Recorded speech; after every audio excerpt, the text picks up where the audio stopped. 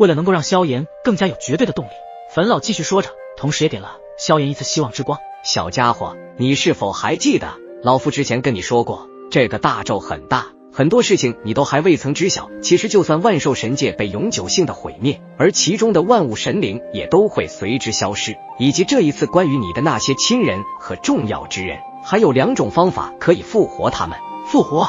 一听到可以复活，萧炎的整个人都来了前所未有的精神，他甚至瞬间褪去了刚刚那冲动的情绪，取而代之的是他肃然起敬的姿态。冯老，你说什么？你是说他们才能复活？薛儿、彩铃、萧凌，还有我的老师，他们都还可以复活吗？萧炎激动的在原地跳了起来，他的脸上带着不可思议，那双漆黑深邃的瞳孔直勾勾的看着冯老，仿佛已经想要迫不及待的知道冯老口中复活的方法。冯老也没有卖关子，很快他继续说道，这2种方法就是，一是成为万物法则之上的掌控者，可你目前的实力根本无法触及那等高度。万物法则之上的掌控者，萧炎似乎想起了什么，当初冯老似乎已经和自己说过，大咒之中的任何生灵皆是有生有死，这是生命的法则，但是死而复生确实是违背了生命的法则之根本不过。如果能够成为这万物法则之上的掌控者，或许就能改变现在大咒中的任何一种法则，生与死都尽在一念之间。但萧炎非常的好奇，成为万物法则之上的掌控者，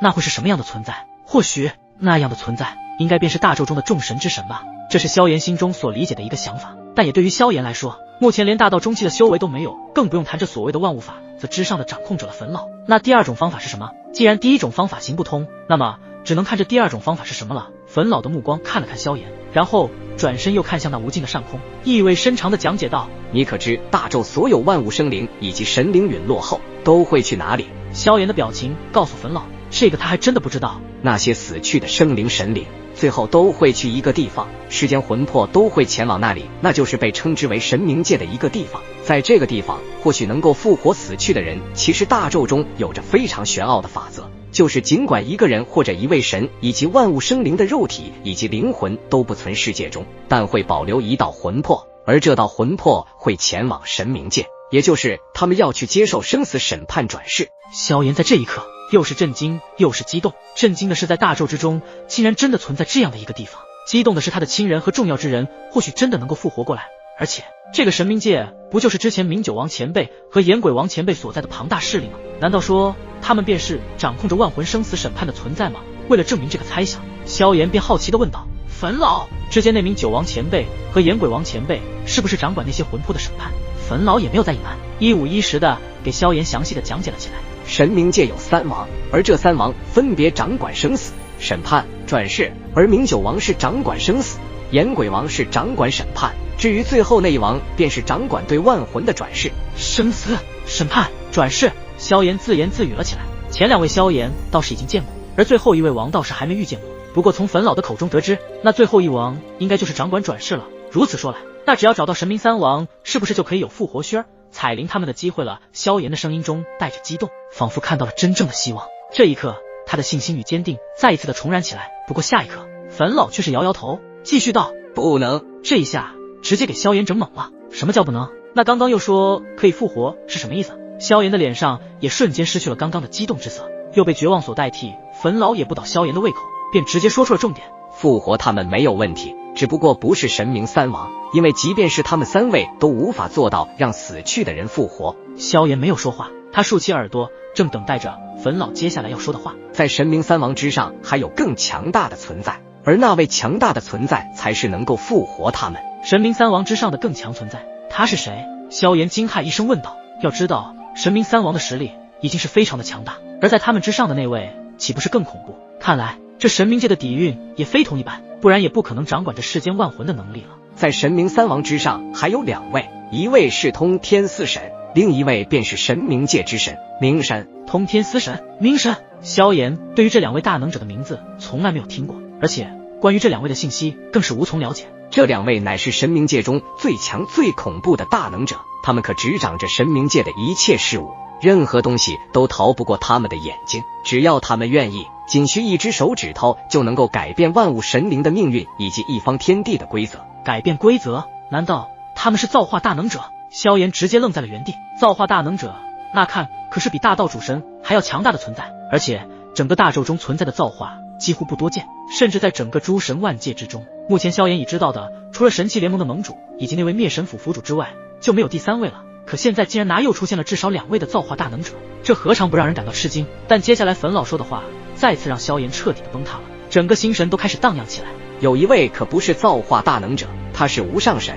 无上神，这无上级别的存在，那不是只存在于传说中？萧炎的嘴巴都已经合不拢嘴了，因为被震惊所代替。无上那可是能够站在大宙的最高点，能够藐视一切的大道规则，一道无上法则下来，世间无人能够抵挡。无上才是大宙的真理法则。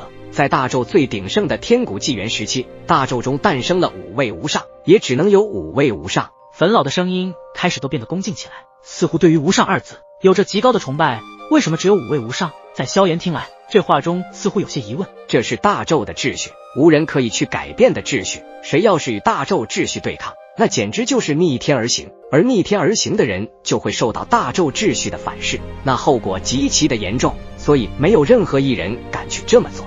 冯老发出无比恭敬的声音，为萧炎讲解道：因为这是对大宙秩序的无尽崇拜，因为只有大宙秩序，才有了大宙中万物生命之根本，所有的力量以及物质都离不开大宙秩序，也无法逆天而行，冲破这大宙秩序。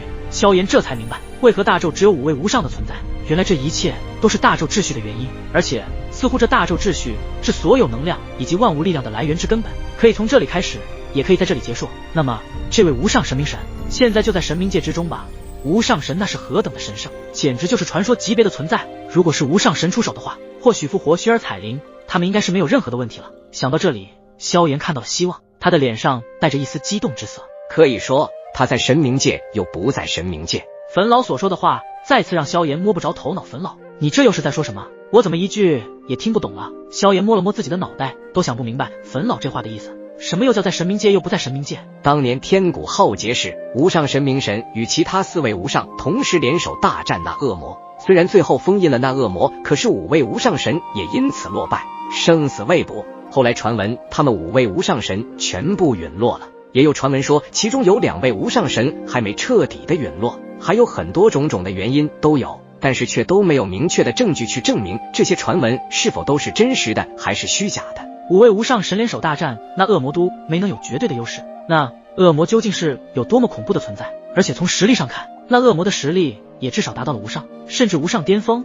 可刚刚冯老所说大宙中只能5位无上，如果有第6位无上，那么这无上就是逆天而行，会被大宙秩序所吞噬。可那位恶魔却没有被大宙秩序吞噬，这又是为什么？这一点萧炎愈发的想不通了。当萧炎将自己的这个疑问提出来后，就连冯老也答不上来，因为那一段记忆或许是极其久远，甚至已经被时间都遗忘了。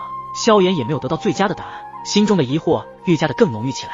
看来这个答案目前是得不到解释了，但萧炎眼前最重要的问题可不是这个，而是如何复活薛儿彩铃他们。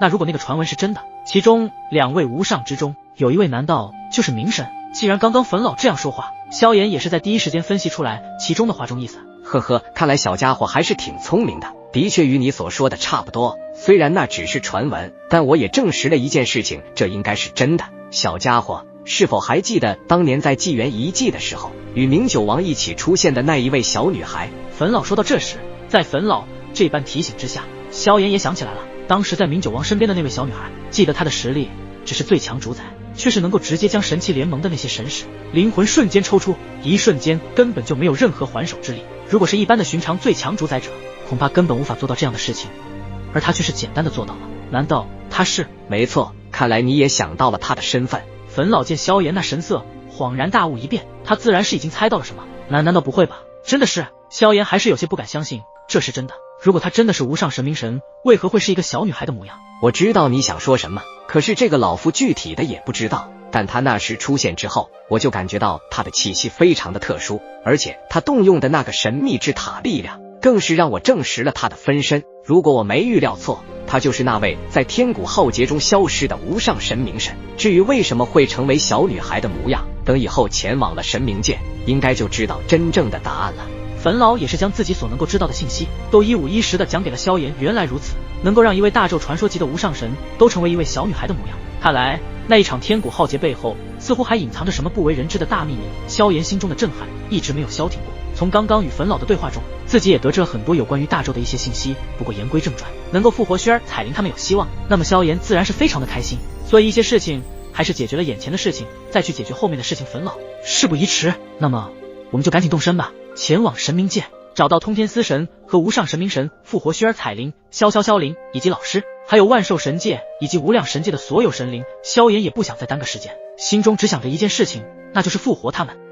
粉老也是一口答应下来。如今的情势的确要尽快的去完成，不过想要进入神冥界可不是简单的事情，因为神冥界是另一个纪元，他们都是天古纪元的神灵，不同于你现在的这个纪元，所以想要进入神冥界恐怕需要进入天古纪元，而从这个纪元进入另一个纪元可不那么简单啊。